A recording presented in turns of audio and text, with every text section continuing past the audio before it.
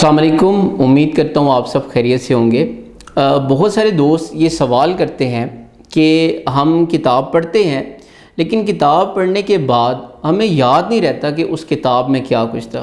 तो आज आपसे बातचीत का मकसद ये है कि आपको बता सकूं कि कोई भी अगर आप किताब पढ़ते हैं उस किताब को पढ़ने का दुरुस्त तरीका कौन सा है। वो एक बात तो याद रखिएगा कि आप जब भी कोई मुताला करें आप बामकसद मुताला किया करें। जब आप मकसद के अलावा मुताला करते हैं तो आप फिर सब कुछ पढ़ते हैं। जब आप सब बहुत सारा कुछ पढ़ लेते हैं तो आप उस इल्म से आप किसी चौराहे पे बैठ के आप उस बहस को तो जीत सकते हैं, क्योंकि आपके पास एक सतही किस्म का इल्म होता है और हर शोबे का इल्म होता है, लेकिन आपके पास कोई एक डीप नॉलेज नहीं होता। सो पहली बात आपने याद रखनी है कि आप एक मकसद के तहत मुताला किया करें। आप कोई भी एक फ़ील्ड चुन लें कि आप उस फील्ड के मुताबिक आपने सारी की सारी स्टडी करनी है। दूसरी बात याद रखिएगा कि आप कोई भी जो बुक होती है उसके अंदर उसका एक मरकज़ी मौजू होता है, उसका एक मरकज़ी ख़्याल होता है, उसको समझना होता है। इसी तरह उस बुक के अंदर कुछ एक्सरसाइजेज होती हैं, कुछ मशक़ें होती हैं जिनकी आपको प्रैक्टिस करनी होती है। इसी तरह उस बुक के अंदर कुछ एडवाइसेस होती हैं, कुछ मशवरे होते हैं, उनके ऊपर अमल करना होता है।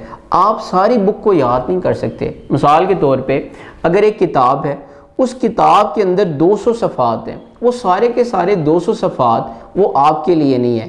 आपने अपने मकसद की, अपने ज़रूरत की चीज़ वहाँ से निकाल लेनी है।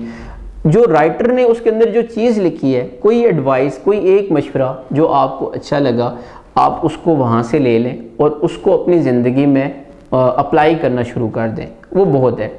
आप सारी बुक नहीं याद कर सकते। तीसरी बात ये है कि अगर आप बहुत ज़्यादा पढ़ते हैं और हर वक्त पढ़ते रहते हैं, उसका भी कोई फ़ायदा नहीं है, क्योंकि आपका जहन इतनी मालूमात को जहन में नहीं रख सकता, इतनी मालूमात आपके माइंड में रिटेन नहीं हो सकती। सो आप कोशिश करें कि आप रोज़ाना के 2 या 3 सफ़े पढ़ा करें, इससे ज़्यादा ना पढ़ें। और जब आपकी बुक ख़त्म हो जाए 2-3 दिन का गैप ज़रूर रखें।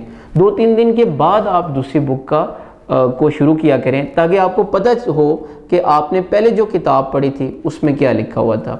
इसी तरह नेक्स्ट ये है कि आप जब एक किताब को ख़त्म कर लेते हैं तो आप किताब को सिर्फ एक बार ना पढ़ा करें।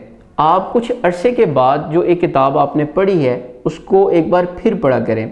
मैं आपको अपनी एग्जांपल बताऊं, कई बुक्स ऐसी हैं जिसको मैंने फ़र्स्ट टाइम पढ़ा, मुझे इतनी अच्छी समझ नहीं आई, लेकिन जब मैंने कुछ अरसे के बाद उसको 2-3 बार फिर दोबारा पढ़ा, मुझे उनकी बड़ी अच्छी समझ आई। सो एक बात याद रखनी है कि आप जो एक किताब पढ़ते हैं कुछ अरसे के बाद दोबारा उस किताब को पढ़ा करें, आपको बहुत सारी चीज़ें उसमें से सीखने को मिलेंगी। नेक्स्ट जो है कि आप जब भी किताब को पढ़ते हैं उस किताब के नोट्स ज़रूर बनाया करें। आपके पास एक डायरी होनी चाहिए। उस डायरी में आप जो इम्पोर्टेंट पॉइंट्स होते हैं, जो इम्पोर्टेंट लाइंस होती हैं, उनको लिखा करें। जो हाइलाइटर के ज़रिए आप जो उसके पॉइंट्स होते हैं उसको हाईलाइट किया करें, क्योंकि जब आप दूसरी बार पढ़ेंगे तो आपको आसानी हो जाएगी।